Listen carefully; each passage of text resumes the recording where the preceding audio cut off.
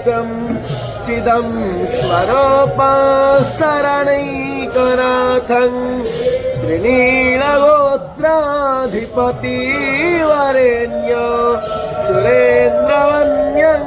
प्रणतोऽस्मि नित्यं शङ्खचक्रं सकिरीटकुण्डलं सपीतवस्त्रं शरशिरोभक्षणं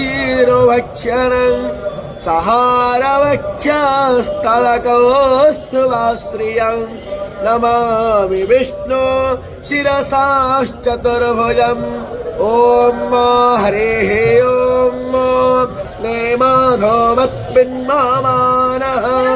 मा जीवहमस्मै यजमानाय धेहि ईड्यश्च सेवन्यश्च वाज हरि बोलो हरि बोलो हरि बोलो प्रणवारस्सो वेते दधातु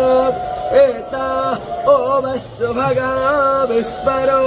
पाविप्रक्षोभिस्रायो माना